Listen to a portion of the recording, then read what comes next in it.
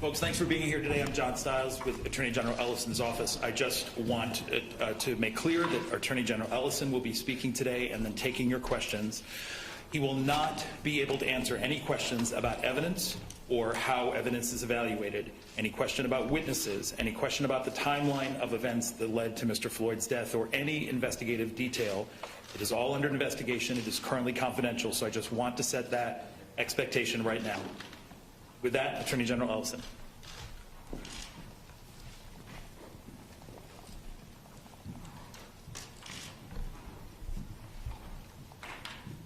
First of all, thank you, ladies and gentlemen of the press.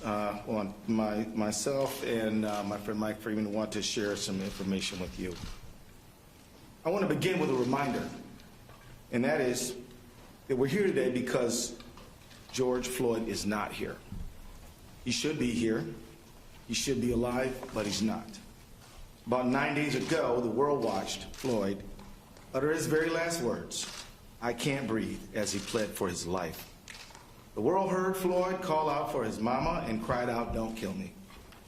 Just 2 days ago, when I became the lead prosecutor in the murder of Mr. Floyd, I asked for time to thoroughly review all the evidence in the case, and we looked at the evidence that's available, and the investigation is ongoing at this time. I also said that I know it's asking a lot of people to give us time, particularly people who have suffered for decades and centuries of injustice, to be patient. And yet, we did get that time. And together, a very strong, experienced team, which included County Attorney Mike Freeman, his team, and my team, we reviewed the evidence together with the BCA, and we have something to announce today. Before I announce it, I want to say thank you for the patience of the people who they've shown me and our entire team in pursuit of justice, and I'm here to make these announcements right now. First, today, I filed an amended complaint that charges former Minneapolis police officer Derek Chauvin with murder in the second degree for the death of George Floyd. I believe the evidence available to us now supports the stronger charge of second-degree murder. We've consulted with each other, and we agree. Second, today, arrest warrants were issued for former Minneapolis police officers J.A. King, Thomas Lane, and Tu Tao. Finally, I'd like to announce that today, Hennepin County Attorney Michael Freeman and I filed a complaint that charges police officer King, Lane, and Tao with aiding and abetting murder in the second degree, a felony offense.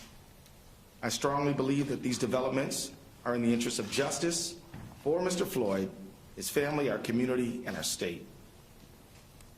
I'm the lead prosecutor in this case. I'll be speaking and addressing the public, but this is absolutely a team effort. We are working together on this case with only one goal: justice for George Floyd. I want to thank first Mr. Hennepin County Attorney Mike Freeman, who has been a true partner in this matter at every step of the way. His experience and insight have been invaluable and will continue to be counted on by the team. I also want to thank County Attorney Freeman's professional staff who have cooperated and worked together with my staff and the investigating officers from the very minute this case started. I also want to thank Superintendent Drew Evans of the Bureau of Criminal Apprehension and his professional staff for the care and speed with which they are conducting this investigation. And I want to thank especially U.S. Attorney Erica McDonald and Special Agent in Charge Rainer Drolskagen, who are conducting a parallel federal color of law investigation. I have heard directly from the leadership of the Department of Justice that there is full support for her leadership in pursuit of her investigation. And as she put it so well, one team, one goal, one mission. I agree 100%. As I said earlier, I thank Mr. Floyd's family. I think, and I can speak for Mr. Freeman and I jointly thank them along with U.S. Attorney McDonald, we thank the community for their patience in allowing us the time and space we need over these days to lay these charges. As it is so hard to do, I now ask for continued patience. This case continues to be under investigation. We will not be able to say very much publicly about the investigation, except that we encourage anyone who believes that they have evidence in this case to come forward and to be cooperative with the investigation. As we develop the case for prosecution, which will also not be able, we will not be able to say very much publicly about it, because our job is to seek justice and to obtain a conviction, not to make statements in the press, but to do our talking in court. So I ask for your patience again while we limit our public comments in pursuit of justice. I also ask for your trust that we are pursuing justice by every legal and ethical means available to us. I also want to add a word of caution. The investigation is ongoing. We are following the path of all of the evidence. Wherever it leads, we are investigating as quickly as we can because speed is important. We're also investigating as thoroughly as we can because being complete and thorough is critically important, but it takes time. The reason thoroughness is important is because every single link in the prosecutorial chain must be strong. It needs to be strong because trying this case will not be an easy thing. Winning a conviction will be hard. In fact, County Attorney Freeman is the only prosecutor in the state of Minnesota who has successfully convicted a police officer for murder. And he can tell you that it's hard. I say this not because we doubt our resources or our ability. In fact, we're confident in what we're doing. But history does show that there are clear challenges here, and we are going to be working very hard and relying on each other and our investigative partners and the community to support that endeavor. To the Floyd family, to our beloved community, and to everyone that is watching, I say, George Floyd mattered. He was loved.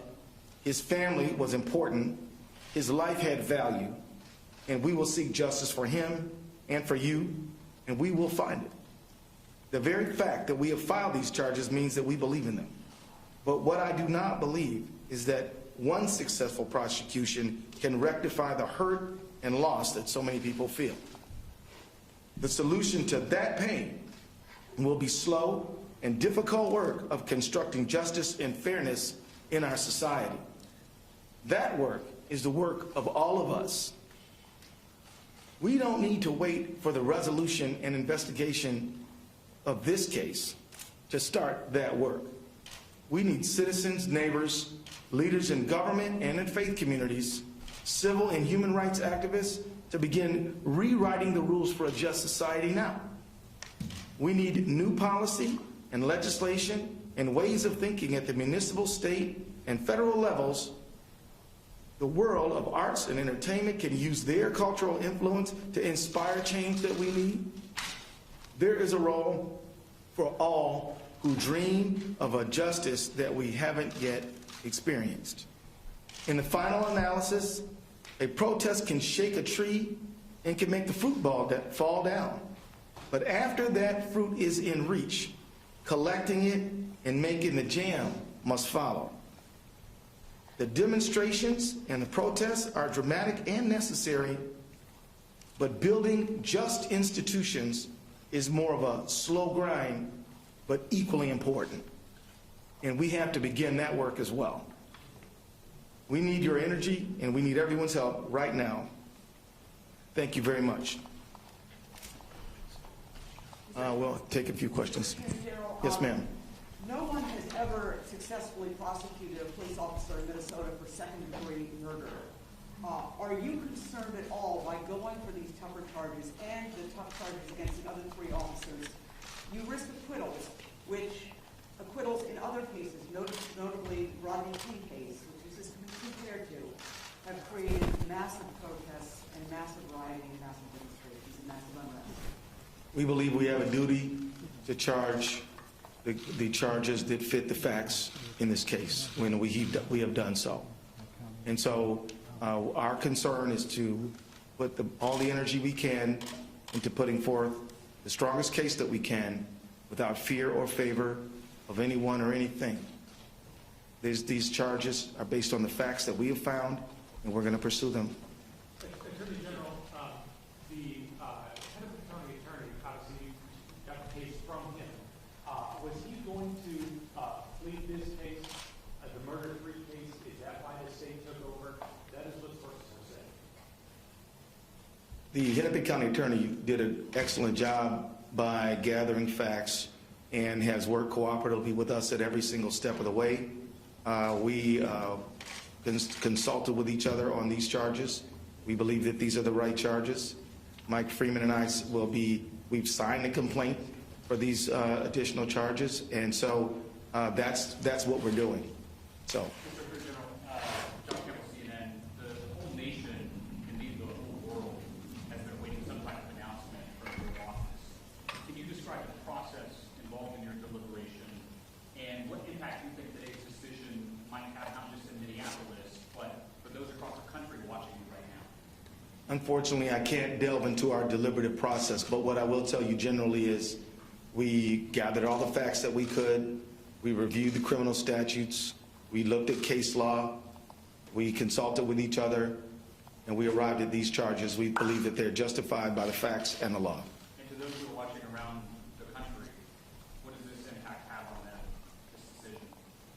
The pursuit of justice is always good and right.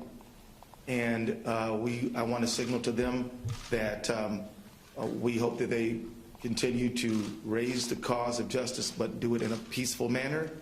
It is their right to express themselves. And with that, I will say that they should continue in their own communities to get together to build just police community relationships. We need the faith community to be involved. We need arts and entertainment to help inspire us toward justice. We need everybody. There's a lot more to do than just this case, and we ask people to do that. Mr. Attorney General, can you tell us how long you think this is going to take to actually get this case together? I mean, the public has a lot invested here. Are we talking weeks? Are we talking months? Even a year? You know, I want to thank you for asking that question, because part of my comments were to help set expectations in a realistic light. In order to be thorough, this is going to take months. And I don't know how many, but it is better to make sure that we have a solid case, fully investigated, researched before we go to trial, than to rush it. And so it will take a while, and I can't set a deadline on that. Way in the back. Chris Rackler, the point of opinion had asked for a first-degree murder charge as well as their attorney. You decided to charge second-degree unintentional murder while committing a felony. Can you explain what that charge means, unintentional murder versus second-degree intentional murder, please? Well, according to Minnesota law, you have to have premeditation and deliberation to charge first-degree murder. Second-degree murder, you have to intend for death to be the result. For second-degree felony murder, you have to intend the felony and then death be the result without necessarily having it be the intent. So that's the state of the law. So is the felony the manslaughter charge in this case?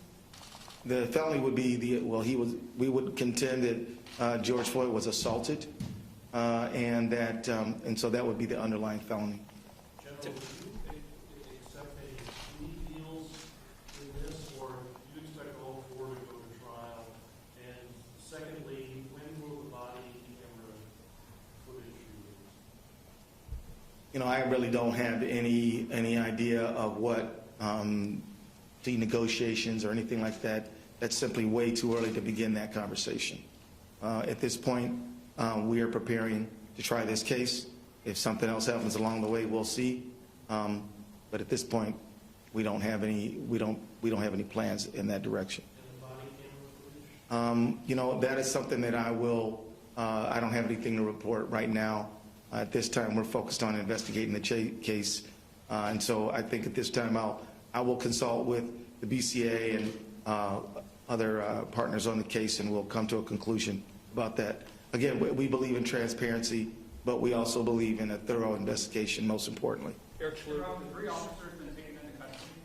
I'll allow Mr. Drew Evans to address that issue. Yeah. Good afternoon. My name is Drew Evans. I'm the superintendent of the Minnesota Bureau of Criminal Apprehension. We are in the process of taking the officers into custody. I can report that 1 is in custody now, and the other 2 we are in the process of taking into custody and expect them to be this afternoon. Drew, could you talk about, have these officers provided any statements to your investigators, which traditionally happens after a death in custody? Have you spoken with them? I will, as the Attorney General said, we can't speak about all the details of the case other than what's really in the complaint at this time. I will tell you with any investigation, as I've told you all from the very beginning, we have teams of investigators from the BCA jointly investigating this with the FBI, trying to obtain all information. In this case, I will tell you that is a regular course of all of our investigations to attempt interviews with all of the officers. We have interviewed numerous individuals in this case, and additional information will be provided as we move forward. Peter Callahan. Attorney General, do you have the folks you need to do this? Will you be seeking something outside counsel, like special counsel that you're authorized to deal with the law? At this time, I believe we have the team to complete this work. I would like to just introduce David Voigt as well. He is a deputy at the Attorney General's office. He heads the criminal division, and he has the lawyers to get this done. And also, we have some experienced lawyers at the Hennepin County Attorney's Office. We're working on this thing together. Great. And here in the blue T-shirt. In terms of the timing of this decision, I know the Floyd family was hoping to be able to have more information on these charges before the memorial tomorrow. How much did that factor into your decision, as well as the protest with them calling for these across the country as well, and the growing unrest there? You know, I can say that I did not allow public pressure to impact our decision-making process. I was prepared to withstand whatever calls came. We made these decisions based on the facts that we have gathered since this matter occurred, and made the charges based on the law that we think applies. So that's my answer. Steve.